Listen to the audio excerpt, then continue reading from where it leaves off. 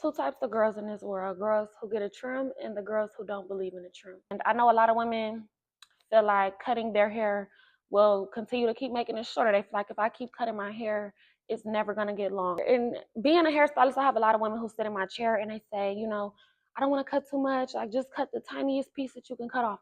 I am about to show you exactly what happens when you keep doing that. Okay, let's go over to my board. First of all, let me show y'all around the shop real quick, y'all. If y'all saw how busy it was in here yesterday, oh my gosh, all of this was filled. Everybody's chairs was literally filled, okay? So first of all, I actually made her hair a little too long. You get a trim every 8 to 12 weeks, which is also around once every 3 months, okay? 4 times a year, super simple. Your hair is gonna grow a half an inch per month or more, depending on, of course, your environment, the food you're eating, supplements, any herbs. Let's start off with your first haircut appointment. You come in, you tell me you want a bob, right? Let's cut your bob.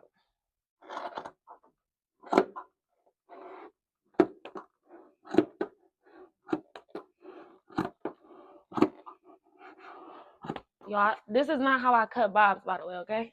So don't judge me. But we're cutting off your bob, right? This is super uneven, okay? It's like, girl, what the hell? But okay, we're not focused on that right now. Right now, we're focused on this haircut. So after we cut your hair, half of this is going to be dedicated to someone who keeps coming back for their trims, and the other half is going to be dedicated to somebody who never comes back for a trim, and they're scared to cut their hair, so they don't trim it really. They just want it to get long. All right. So you came back for your next appointment, right? So we're trimming her hair, right? We're gonna trim her hair. I'm trying to make it straight. Okay. She trims her hair, but you over here, you started to get a few little split ends, okay? We're not gonna make it none too crazy, but this is what happened to you. You go into your hair appointment and you told your hairstylist that you only want a little bit cut and not to do too much and all this crazy stuff, right? She agrees with you. She says, okay, let's just do that. We could do that. This is what happens. We're gonna trim.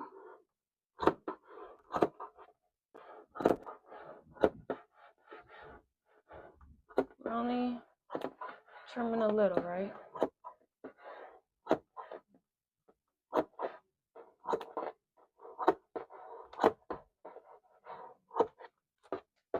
Okay.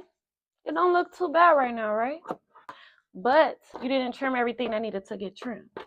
You told your hairstylist that you want to preserve as much as possible to only cut a little bit.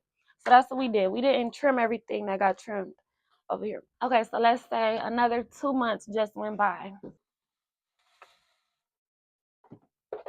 All right, now we are on your third haircut appointment. Here is my healthy girl over here, right? Her hair grew another half an inch a month. I'm gonna keep trimming her hair right where it needs to get trimmed. Now this time she probably got a little more length that she gets to keep because we barely have to cut. We're literally just cutting at this point to make sure it stays even, okay? Boom. Her hair over here nice and healthy. And what happened? You do have more split ends. You have more split ends. You had a ponytail in too. You tell your hairstylist that you don't want to cut too much, so just take off a little bit at the bottom. That's all you want, right? This is what happens when you tell your hairstylist to do that. And this is also why I don't encourage hairstylists to have the client lead the appointment.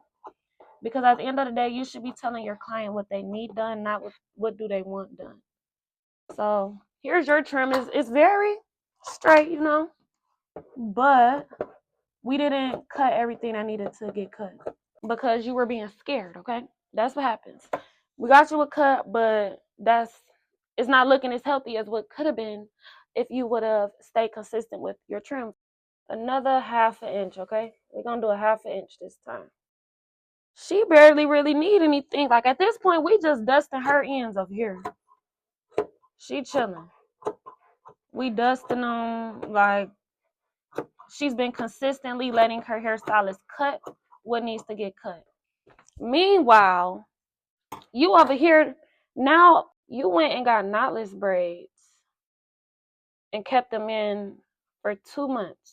You didn't deep condition your hair before you got your braids. Your hairstylist dipped your hair in the braids all the way up to the root. And when she did that over ends that were already messed up, okay? So this is what happened after you took your knotless braids out and you tell your natural hairstylist not to cut too much again because your hair is getting so long you want to keep it, right? We cut again. I'm cutting where you tell me to cut. I'm only, doing a little bit. Nice even line. So when I go and take my brush and it's time for me to comb through my hair, my comb is going to get stuck in the ends here because it's not as smooth as how it would be here. We grow another 1/2 inch, okay? Sorry, y'all. My measurements were completely not even measured. I just really put the lines on there. So this 1/2 inch is a fake 1/2 inch. We right here. Mind you, both of y'all started y'all hair journey at the same time. Y'all both came in for that blunt cut right at the beginning. Only difference is you kept telling your hairstylist not to cut everything I needed to get cut. She told her hairstylist to do whatever she needed to do. We only dusting her off still.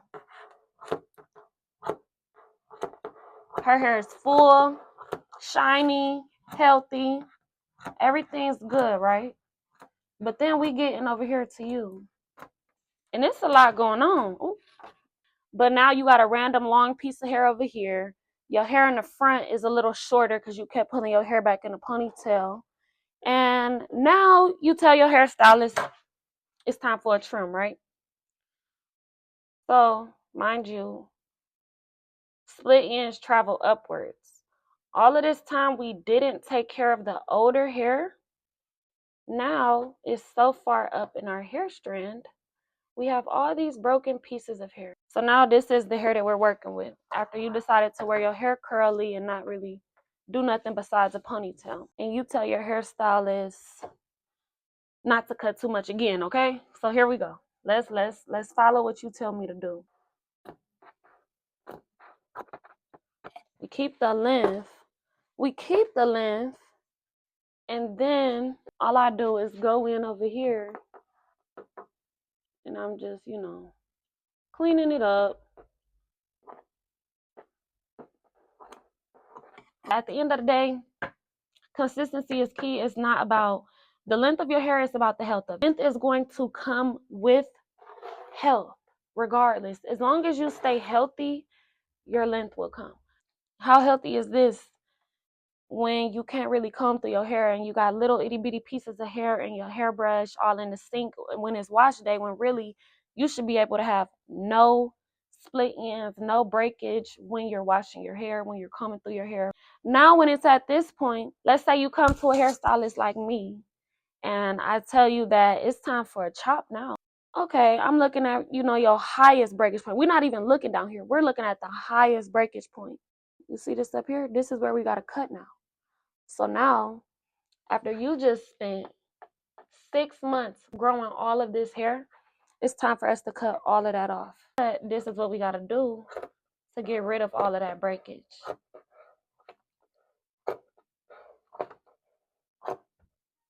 Now we have to cut way more than what we should have just to get you back healthy. But you're definitely having a huge setback versus if you would have stayed consistent.